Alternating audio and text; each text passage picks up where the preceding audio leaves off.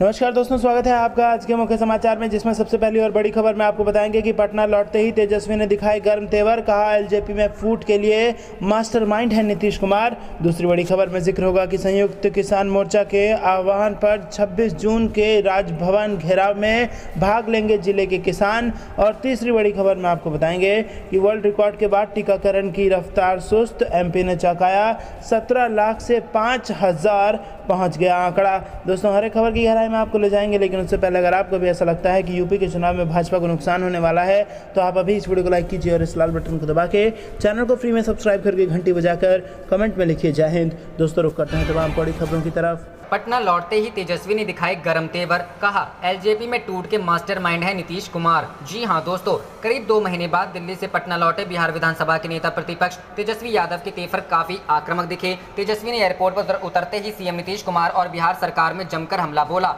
Corona काल में नीतीश सरकार को फेल बताते हुए कहा कि कोरोना के वक्त नीतीश कुमार ने सभी जनप्रतिनिधियों और प्रभारी मंत्रियों के हाथ बांधे रखे, जिसके चलते कोई मदद नहीं कर पा रहा। तेजस्वी यादव ने बताया कि बिहार में महंगाई और बेरोजगारी चरम पर है, लेकिन नीतीश कुमार इसे देखने की जगह दलीय जोड़ तोड़ में जुटे हुए हैं। तेजस्वी यादव ने कहा कि बिहार के 27 जिलों में पेट्रोल का दाम 100 रुपए से अधिक हो चुका है, पर उन्हें इसकी चिंता नहीं है। इसके अलावा लोक जनशक्ति पार्टी में टूट का मास्टरमाइंड नीतीश कुमार को बताया। तेजस्वी ने कहा कि लोजपा को किसने तोड़ा यह सभी जानते हैं। लोजपा को साल 2005 और 2010 में भी तोड़ने की कोशिश की गई थी। लोजपा का जब कोई भी सांसद नहीं था, तब लालू प्रसाद यादव ने रामविलास पासवान को राज्यसभा भेजा था। नीतीश कुमार जितना ध्यान दूसरी पार्टियों को तोड़ने में लगा रहे हैं, उतना ध्यान अगर बिहार के विकास में लगाते तो बेहतर होता। इसके अलावा तेजस्वी ने कहा कि नीतीश कुमार अपने बचे हुए दिन को संभालने के लिए कुछ भी करने को तैयार हैं। वहीं तेजस्वी ने चिराग पासवान का समर्थन जताते हुए कहा कि अब चिराग को तय करना है कि आरएसएस के बंच ऑफ थॉट्स के साथ रहेंगे या बाबा भीमराव अंबेडकर के संविधान बचाने वालों के साथ। चिराग जिसके साथ रहना पसंद करेंगे, ये उन्हीं को तय करना। रुख करते हैं अगली खबर की तरफ। संयुक्त किसान मोर्चा के आह्वान पर 26 जून के राजभवन घेराव में भाग लेंगे जिले के किसान। जी हां दोस्तों, भारतीय किसान यूनियन भिवानी की किसान पंचायत का आयोजन भाकियू नेता सुमेर बड़दू की अध्यक्षता में गांव मनफरा में किया गया। किसान पंचायत में जिले के भाकियू पदाधिकारियों ने भाग लिया। किसान पंचायत को संबोधित करते हुए भाकियू युवा प्रदेश अध्यक्ष व संयुक्त किसान मोर्चा के सदस्य रवि आजाद ने कहा कि किसान आंदोलन को 26 जून को 7 महीने पूरे हो रहे हैं तथा 26 जून को ही देश में लगी इमरजेंसी की बरसी भी है।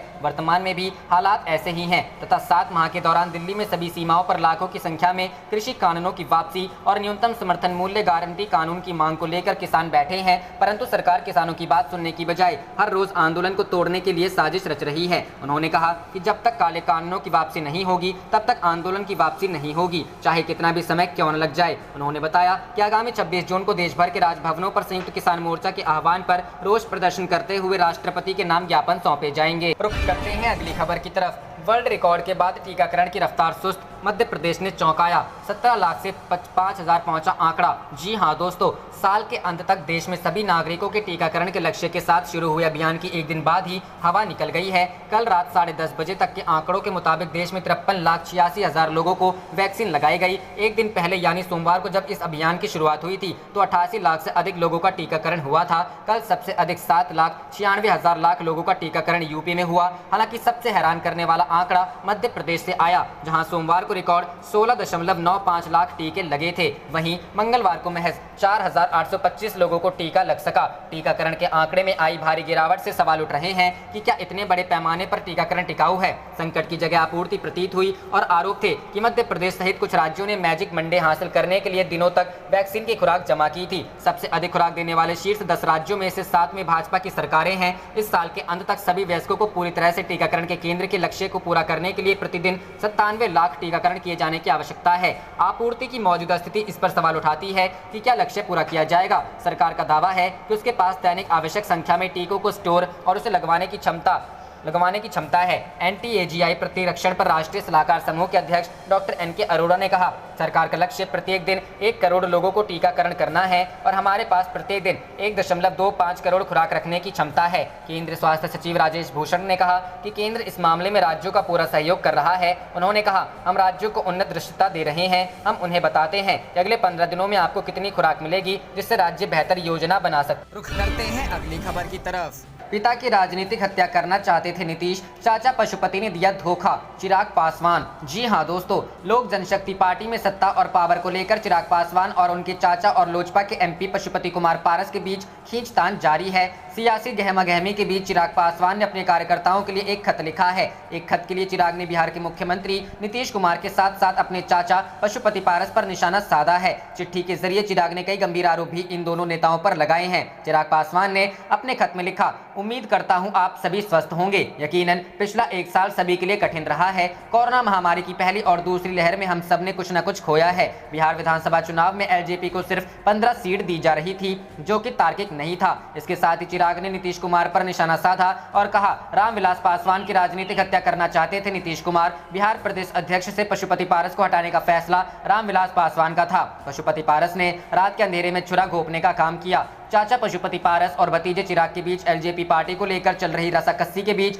चिराग समर्थकों ने 2 पोस्टर जारी किया है। इसमें एक में दिखाया गया है कि बिहार के मुख्यमंत्री के आदेश पर उनके पार्टी को तोड़ा गया है, तो दूसरे पोस्टर में यह दर्शाने की कोशिश की गई है कि उनके पार्टी के नेता और सांसद जेडीयू के सांसद लल्लन सिंह और मुख्यमंत्री नीतीश के साथ मिलकर खंजर मारा है। यह पोस्टर चिराग समर्थक अमर आजाद ने आज जारी किया है। लोजपा में चल रहे विवाद पर मुख्यमंत्री नीतीश कुमार ने बड़ा बयान दिया है। उन्होंने साफ कहा कि लोजपा विवाद में हमारी कोई भूमिका नहीं है, ये उनका आपसी मामला है। उन्होंने कहा कि हमारी पार्टी के बारे में बयान देकर लोगों को पब्लिसिटी मिलती है, इसलिए बोले हैं। इस मसले पर कोई प्रतिक्रिया नहीं देनी, ये लोजपा का अंदरूनी मामला है, लेकिन कुछ लोग हमारे खिलाफ पब्लिसिटी के लिए लगातार बयान दे रहे हैं। रुख करते हैं अगली खबर की तरफ। चिराग पासवान का अपने समर्थकों के नाम खुला पत्र, लोक जनशक्ति पार्टी हमारी थी और हमारी रहेगी। जी हां दोस्तों, अपने चाचा पशुपति पारस की बगावत से अपनी पार्टी में टूट का सामना कर रहे चिराग पासवान ने समर्थकों और पार्टी नेताओं के नाम एक खुला पत्र लिखा है। पत्र में उन्होंने इस पूरे मसले पर अपना पक्ष रखा है। पार्टी में टूट के लिए चिराग पासवान और उनके समर्थक लगातार जेडीयू और बिहार के मुख्यमंत्री नीतीश कुमार को जिम्मेदार ठहरा रहे हैं। उनका आरोप है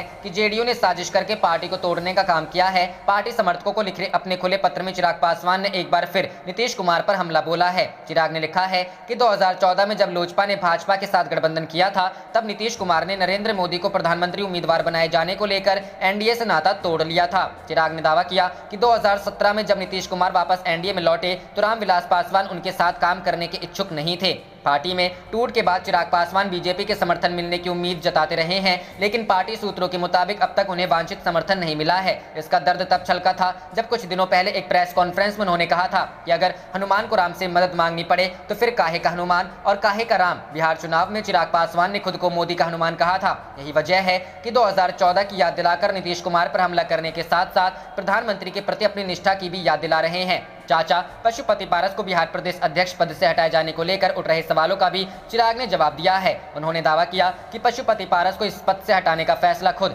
रामविलास पासवान का था। उनके मुताबिक रामविलास पासवान चाहते थे कि प्रिंस राज को भी पार्टी के लिए काम करने और सीखने का मौका मिलना चाहिए और इसलिए उन्हीं को बिहार प्रदेश अध्यक्ष बनाया गया। प्रिंस राज चिराग पासवान के चचेरे भाई है और वो भी पार्टी तोड़कर पशुपति पारस के साथ जा चुके हैं। रुख करते हैं अगली खबर की तरफ। देश में ये मुहिम रंग लाएगी, तीसरे मोर्चे की सुगबुगाहट पर बोले शत्रुघ्न सिन्हा। जी हां दोस्तों, देश में तीसरे मोर्चे की सुगबुगाहट को कांग्रेस नेता शत्रुघ्न सिन्हा ने सराहनीय कदम बताया है। शत्रुघ्न सिन्हा ने कहा कि यशवंत भाई स्टेट्समैन हैं, देश के सबसे बड़े राजनीतिक चाणक्य शरद पवार जी और अच्छे नेता शामिल हो रहे हैं। सभी को एकजुट करने के लिए ये सराहनीय प्रशंसनीय कदम है। हजारों मील लंबी यात्रा की शुरुआत एक पहले उठे कदम से होती है। ये जबरदस्त कदम उठाया गया है, आज आगाज हुआ है, आगे और भी लोग शामिल होंगे और होना भी चाहिए। ममता बनर्जी कदावर नेता हैं और उनकी राजनीतिक समझ काफी अच्छी है, वो भी हमारे साथ हैं और अगर नहीं है तो आ जाएंगी। सिन्हा ने कहा अगर सही मायने में कोई नेशनल पार्टी है तो वो कांग्रेस है। मैं भी शामिल होता लेकिन कुछ कारणों से आ नहीं पाया। ये कवायद बहुत रंग लाएगी।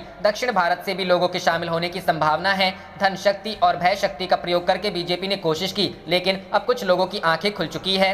हर चुनाव के दौरान आना जाना रहा है, लोगों को तोड़ा जाता है, लेकिन ये सिस्टम ठीक नहीं है। मशहूर अभिनेता ने कहा आप अपनी वैचारिक आस्था से किसी पार्टी में आते हैं तो ठीक रहता है। सबसे ज्यादा प्रतिभावान लोग कांग्रेस में हैं। इनमें से कुछ लोगों की इच्छा है नेतृत्व की। लगता है कि आगे इसका समाधान हो जाएगा। अभी हमें मुद्दों से नहीं भटकना चाहिए। कांग्रेस में नेतृत्व संकट से निपट लिया जाएगा, मामला जल्द सुलझ जाएगा। बॉलीवुड अभिनेता ने कहा मुझे दुख हुआ जो चिराग के साथ हुआ। चिराग सीधा और अच्छा लड़का है। चिराग ने अपने पिता से अच्छी ट्रेनिंग ली और युवा नेताओं में सबसे अच्छा लड़का है। दुआ करता हूँ सब ठीक हो जाए। उसे संघर्ष झेलना पड़ रहा है। 5 जुलाई से वो यात्रा निकाल रहे हैं, उनको शुभकामनाएं। सहानुभूति प्रेम चिराग के साथ है। जो हो रहा है दुखदाई है। सिन्हा ने कहा मैं तो पीएम से कहूंगा कि इस मामले में सामने आए जिनका हनुमान चिराग हुआ करते थे। कम से कम इस मामले में तो पीएम हस्तक्षेप। आप देख रहे थे आपका अपना चैनल जय हिंद जय भारत।